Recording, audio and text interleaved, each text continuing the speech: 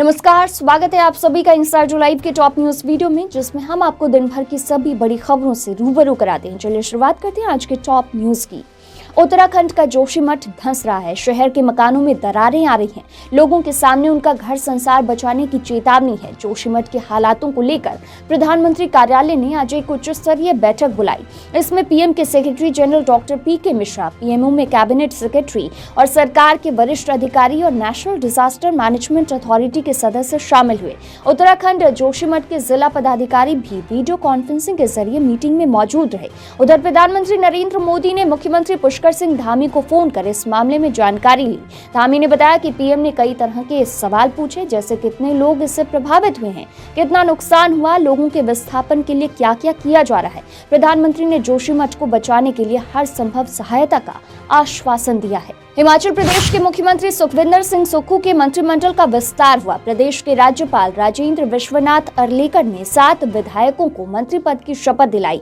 धनीराम शांडिल, हर्षवर्धन चौहान, जगत सिंह नेगी, विक्रमादित्य सिंह, चंद्र कुमार, अनिरुद्ध सिंह और रोहित ठाकुर ने मंत्री पद की शपथ ली। पश्चिम बंगाल की राजधानी कोलकाता में सोमवार 9 जनवरी से 11 जनवरी तक G20 की पहली बैठक हो रही है। G20 की पहली बैठक सोमवार को न्यू टाउन के विश्व बांग्ला कन्वेंशन सेंटर में शुरू होगी। इसमें भारत समेत 19 देशों के प्रतिनिधि हिस्सा लेंगे। सदस्य के रूप में यूरोपीय संघ के प्रतिनिधि भी सम्मेलन में भाग लेंगे। प्रशासन के सूत्रों के मुताबिक बैठक के पहले दिन विभिन्न देशों के करीब 60 से 70 प्रतिनिधि शामिल होंगे। बैठक को लेकर कोलकाता को सजाया जा रहा है और तैयारियां अब अंतिम चरण पर है।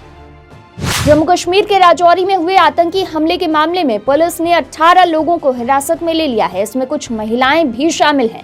राजौरी के एसएसपी मोहम्मद असलम ने इसकी पुष्टि की है। वहीं रविवार को 1 जनवरी की शाम को हुई फायरिंग में घायल एक युवक प्रिंस शर्मा की मौत हो गई। इसके बाद मरने वालों की संख्या 7 पहुंच गई। इसमें 2 बच्चियां भी शामिल हैं। पुलिस अधिकारियों ने बताया कि राजौरी के डांगरी गाँव में हुए आतंकी हमले के आरोपियों का पता लगाने के लिए सर्च ऑपरेशन चल रहा है। जांच और पूछताछ में हमें कुछ अहम सुराग भी मिले हैं। ऐसा लग रहा है कि राजौरी शहर के पास कुछ गांवों में आतंकी छिपे हुए हैं।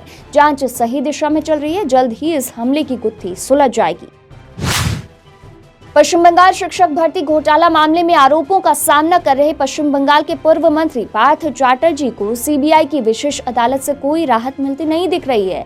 अब विशेष सीबीआई अदालत ने पश्चिम बंगाल स्कूल सेवा आयोग भर्ती घोटाले के सिलसिले में राज्य के पूर्व शिक्षा मंत्री पार्थ चैटर्जी की न्यायिक हिरासत 7 फरवरी तक बढ़ा दी है। इतना ही नहीं, उनकी बेहद करीबी अर्पिता मुखर्जी भी 7 फरवरी तक न्यायिक हिरासत में रहेंगी। जेडीयू के राष्ट्रीय अध्यक्ष ललन सिंह ने सीबीआई, ईडी और इनकम टैक्स को लेकर केंद्र की बीजेपी सरकार पर बड़ा हमला बोला है। उन्होंने इन तीनों को बीजेपी सरकार का पालतू तोता बताया है। उन्होंने कहा कि बीजेपी सरकार के विरोध में कोई भी बोला तो इनके तीनों तोता को छोड़ दिया जाता है।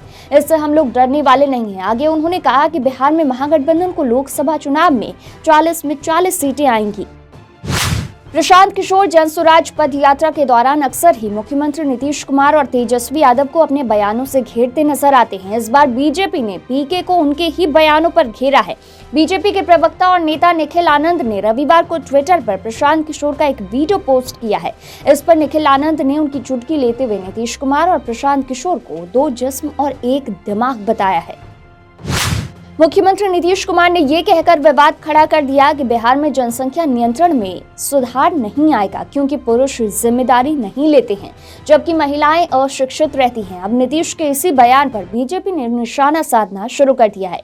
बीजेपी का कहना है कि नीतीश की अभद्र भाषा है, वह प्रदेश की छवि खराब करने वाले नेता हैं। बीजेपी प्रवक्ता निखिल आनंद ने कहा कि नीतीश कुमार भाषा की मर्यादा भी भूल गए हैं। लैंगिक आधार पर भेदभावपूर्ण और अपमानजनक बयान वापस ले।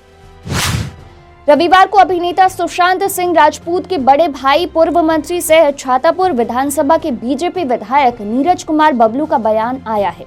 उन्होंने कहा है कि सुशांत प्रकरण में जो वाकया सामने आ रहा है, कूपर हॉस्पिटल में पोस्टमार्टम करने वाला स्टाफ जो कह रहा है, ये चीजें हमने पहले ही कही थी। हम लोग पहले ही बोल रहे थे कि सुशांत सिंह कभी भी आत्महत्या नहीं कर सकता है।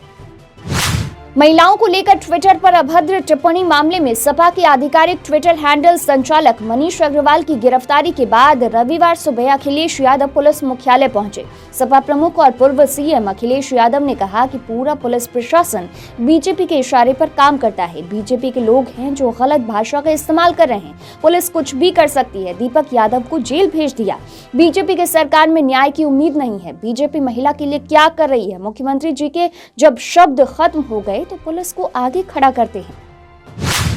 कांग्रेस नेता राहुल गांधी ने दावा किया है कि भारत जोड़ो यात्रा को दक्षिण की तुलना में उत्तर भारत के राज्यों में अच्छी प्रतिक्रिया मिल रही है और इन राज्यों में उनकी सरकार बनेगी। कुरुक्षेत्र के पास मीडिया को संबोधित करते हुए राहुल गांधी ने कहा कि भारत जोड़ो यात्रा को हर जगह जबरदस्त प्रतिक्रिया मिली। उन्होंने कहा कि भारत जोड़ो यात्रा भय, नफरत, महंगाई, बेरोजगारी के खिलाफ है।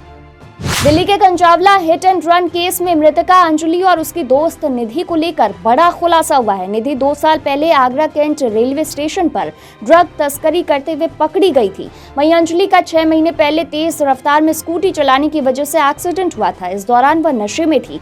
16 जुलाई 2022 को हुए इस एक्सीडेंट का एक वीडियो भी सामने आया है।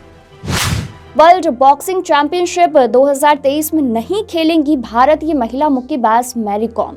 चोट लगने के कारण उन्होंने ये फैसला किया है। उन्होंने कहा कि मैं जल्द ठीक होने की कोशिश कर रही हूँ। मुझे उम्मीद है कि हम इस चैंपियनशिप से और ज्यादा चैंपियन प्राप्त कर सकते हैं। मैं प्रतिभागियों को शुभकामनाएं देती हूँ। तो फिलहाल के लिए इस वीडियो में इतना ही। और भी खबरों के लिए देखते रहिए इनसाइड लाइव।